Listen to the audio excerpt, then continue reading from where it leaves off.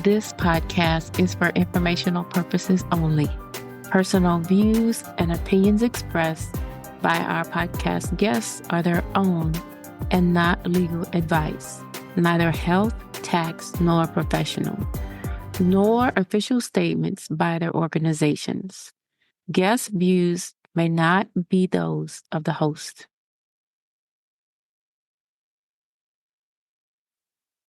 Hello, and welcome to AI or Not, the podcast where business leaders from around the globe share wisdom and insights that are needed right now to address issues and guide success in your artificial intelligence and your digital transformation journey. I am Pamela Isom, and I am your podcast host. We have another one of those special guests with us today. That will be Nelli Babayan. She's U.S. Federal AI Director at Microsoft. We collaborated mostly during my tenure while I was at the U.S. Department of Energy, and we have maintained that connection. Hey, Nelli, welcome to AI or Not. Hi, Pamela. Thank you for having me. It's an honor to have you here.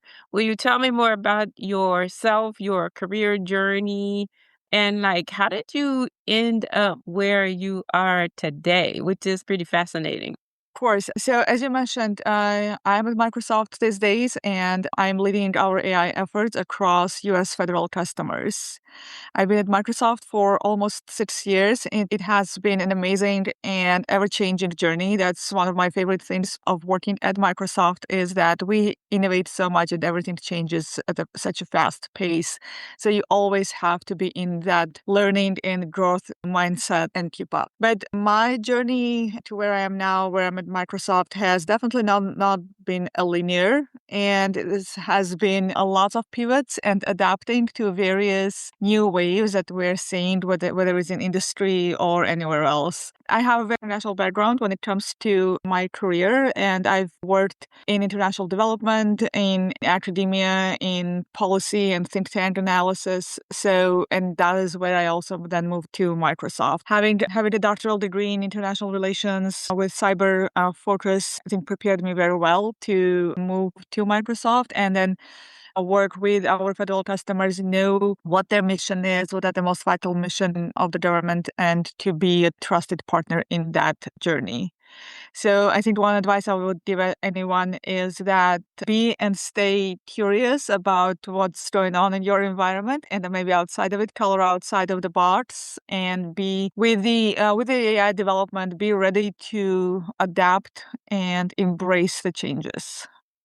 Well, that's good advice. You have a very interesting background, and congratulations on all your successes. I do remember when we first met, I know where you were at that time, and I look at where you are today, and that's amazing. So let's talk about agentic AI use cases in federal. Can you tell me more about what's going on? Absolutely. We are seeing federal agencies moving towards understanding and adopting agentic AI. And it's not been a new effort. Our teams have been working with the federal agencies for the past several years since the generative AI boom, so to say. And we all started with some kind of an AI assistant, right? An AI chatbot that we would work with, ask some questions, it get answers. But as we're seeing that AI transformation progress, we're seeing also our customers and including federal agencies move from that first phase of AI adoption of a human with an AI assistant to more agentic use cases and agentic type of workflows. Within Microsoft and also by looking at our customers globally, we have seen that the AI transformation is going through this specific journey that we're calling a frontier transformation. And we're seeing that journey happen in the distinct three phases. And the phase one is the human with an assistant, AI assistant. And that happened also within the federal agencies as they're adopting those AI retrieval agents. Then the next phase we're seeing is really a human who is joined with various agents that are doing some tasks on their behalf. And the phase three, where some of our customers are in that phase, is really multi-agentic system that is doing several tasks on whether whether simultaneously or maybe in a specific sequence set up by a human. And when it comes specifically to federal agencies, we're seeing a lot of diverse type of use cases because we have diverse mission within the federal space also. Think of from case management and information retrieval all the way to more science-oriented use cases where, for example, some of the labs within the Department of Energy are using AI to improve the efficiency of lithium batteries.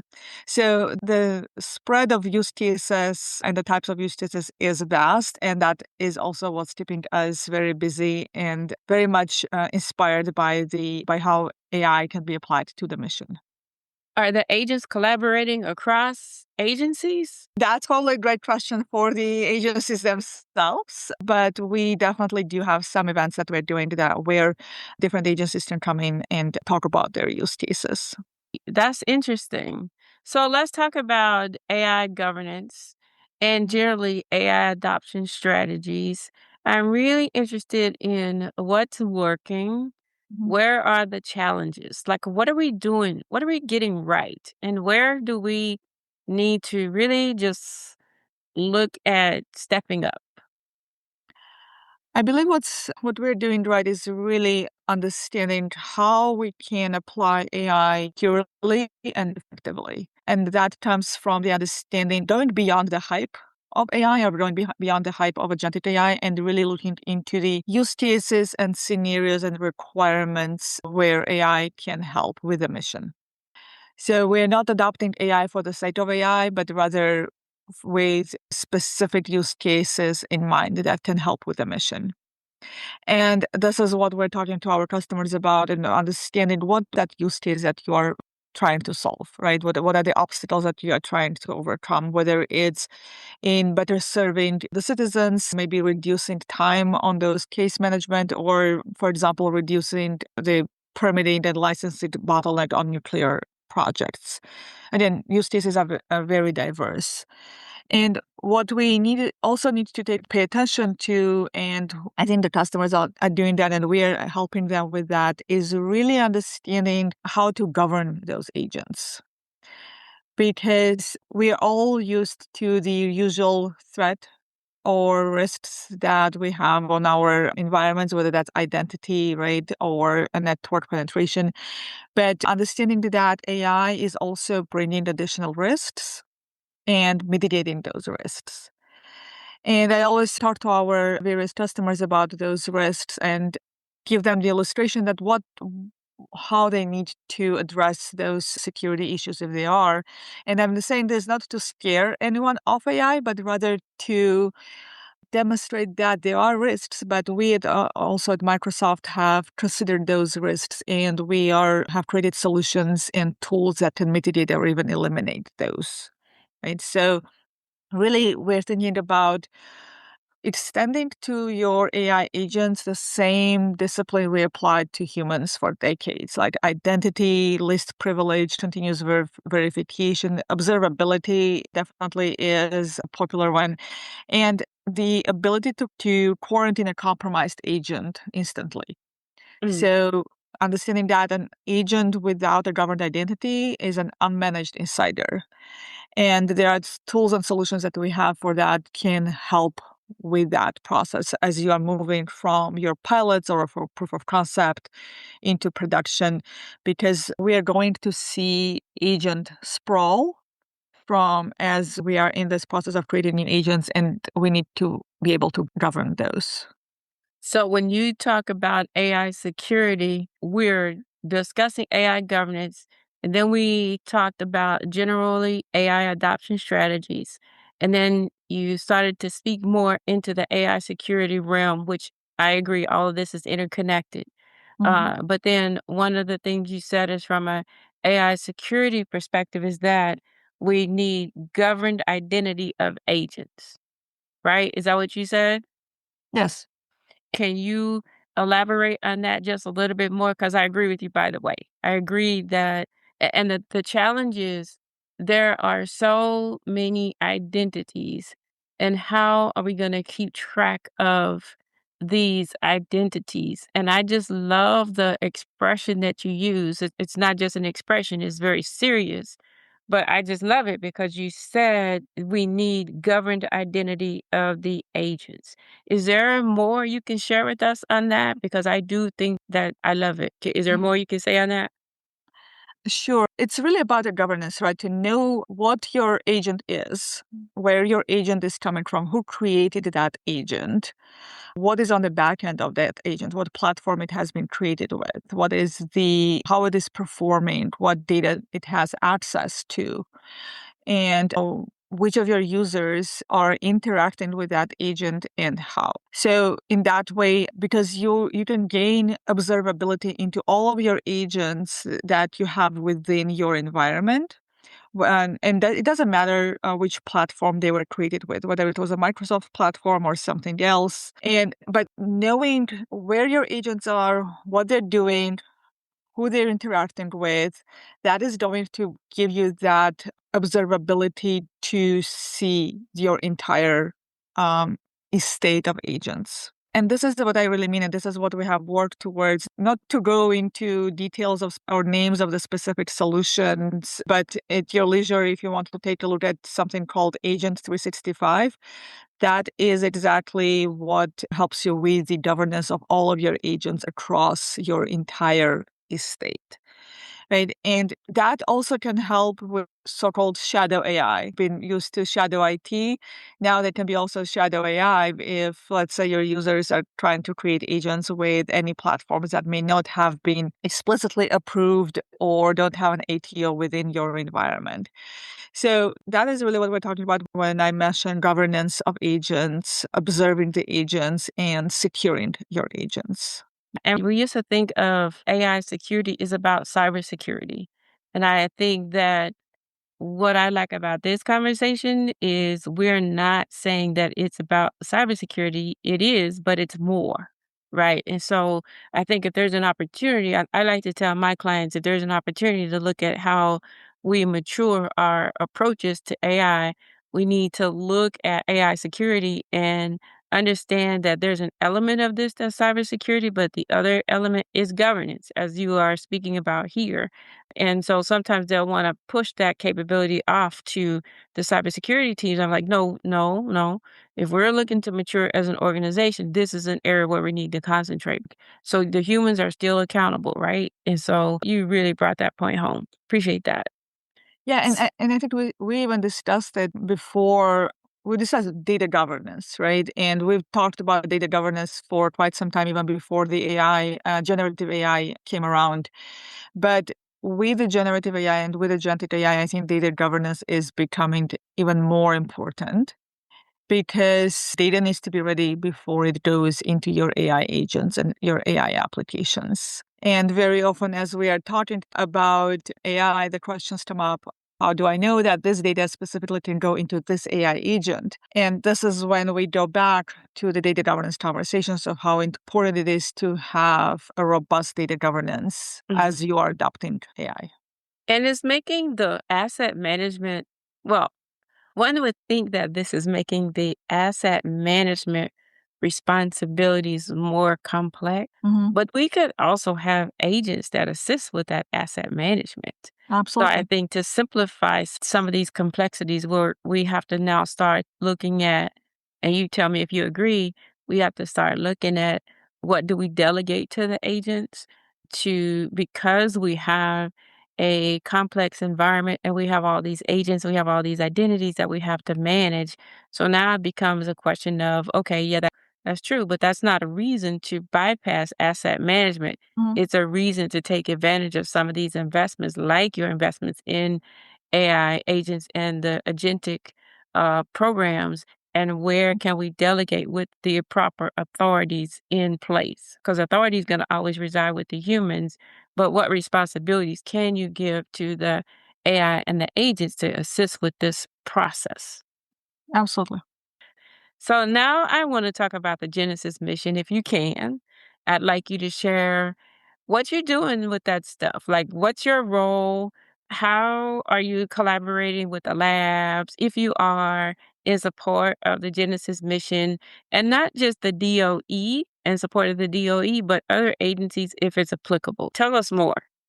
Yeah, Genesis Mission is an absolutely fascinating initiative, and our team at Microsoft is very closely involved. It's not just me who is working on the Genesis Mission. We have an entire team that is working tirelessly with the labs and with the Department of Energy on making sure that we're contributing the right way and helping the mission succeed. So for the listeners, in case they don't know, Justice Mission is one of the flagship initiatives by the government to have a national and scientific platform where can also use AI to increase scientific turnaround, let's say, or the progress of science. And there are a number of industry partners involved in that mission, and Microsoft is one of them.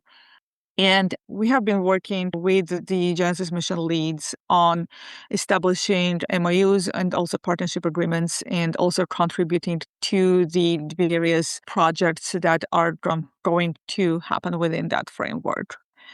I can't go into too many details about each of the projects because those are still being decided.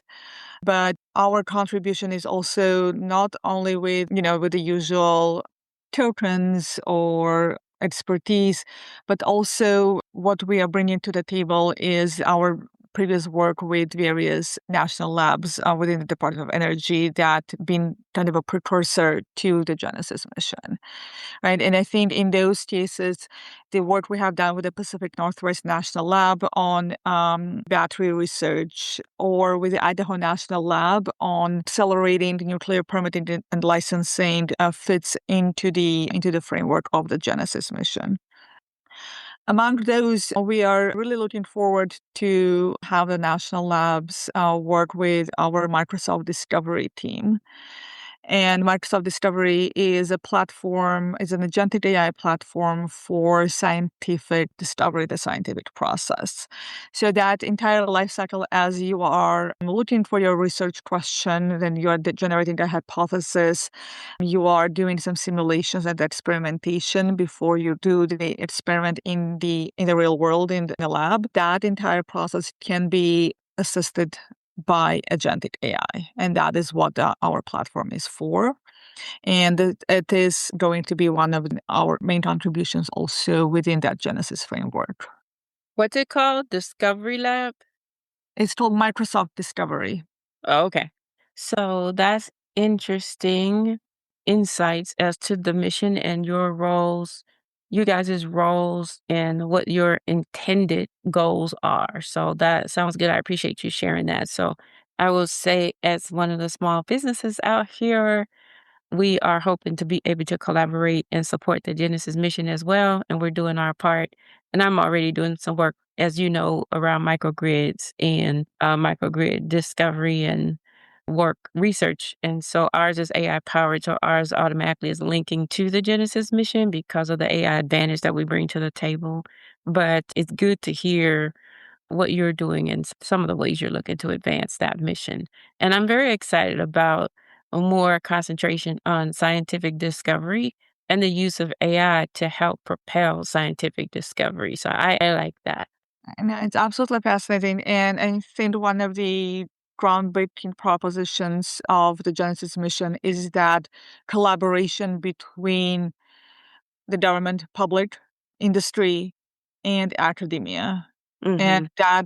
I think that collaboration that we have already with the DOE, or with INL, PNL, other labs, and academia across industries, demonstrating how we can effectively bring secure, scalable AI to solve key energy challenges that we may be having, and kind of achieve more of a broader national economic and security goals.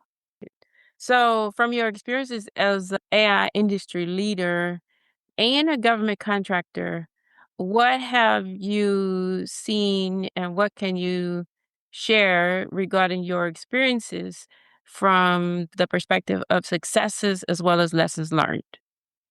From the lessons learned, really, the way we're working is to understand the principles that we are aiming to demonstrate publicly and also with our customers is really around security and compliance by design from day one.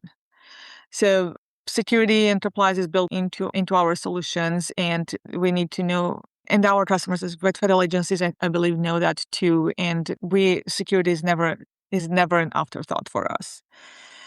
What we're also discussing usually is with our customers that we need to understand, again, I'm repeating myself, but in the AI adoption, understand the use cases, test them. Don't be stuck in a POC purgatory, but do your pilot or do your proof of concept, evaluate before you deploy, and then go into production with measurable success criteria. And typically I get also questions around, so in that agentic workflow, that agentic framework sounds great, but where is the human in that process?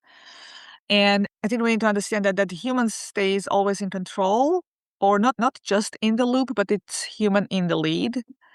And where the human is in that process really depends on the scenario that you are solving, on the workflow. These are probably the main lessons learned, that security, evaluating before you are deploying, not being stuck in the POC purgatory, keep humans in control. So what has surprised you when it comes to AI, and particularly AI in federal or AI in energy? Have there been, well, tell us what surprised you. It could be good or bad or both. I think those were not complete surprises, but actually surprises that we have been working towards. And it's always pleasant when your goals come to fruition, right? I think from different work projects that we have done, I think sometimes the compression of the timelines of how much AI can help with efficiency and productivity. And for that, I can bring the example of the work we have been doing on reducing the nuclear permitting and licensing bottlenecks.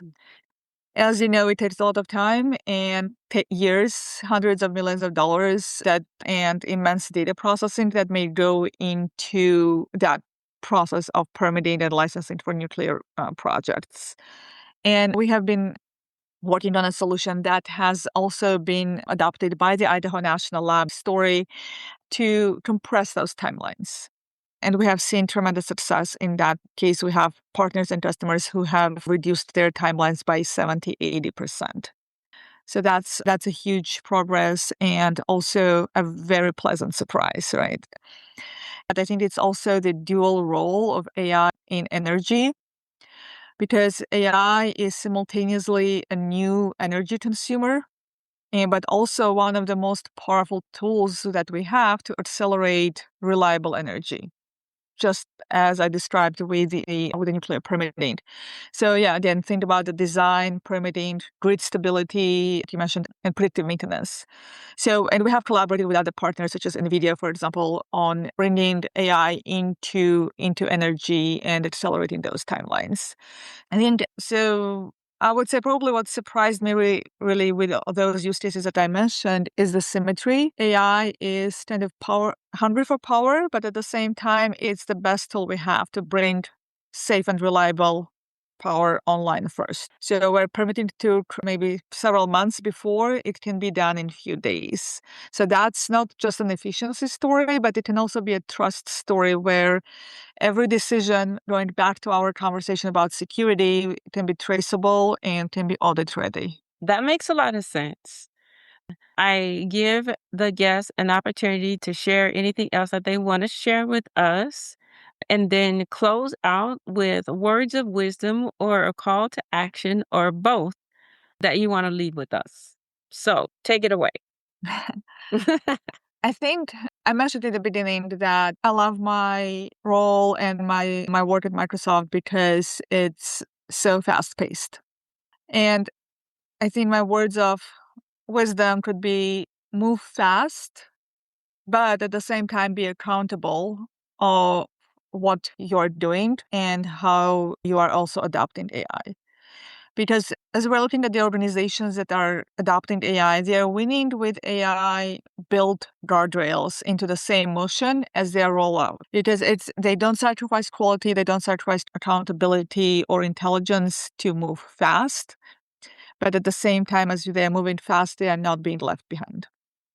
So, and I think my call to action would be for any organization, including our federal space, is to start experimenting with AI and in their accredited environments with a governed, evaluated, and agents in a in a workflow that can contribute to the mission. Yep, I appreciate that. Though that's awesome.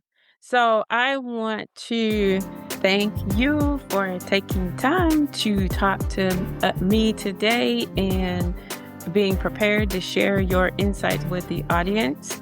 So I really appreciate it, and it's good to see you. It's been a minute, but it's good to see you. So thank you for being here. Thank you, Pamela, and let's not wait another minute. All right.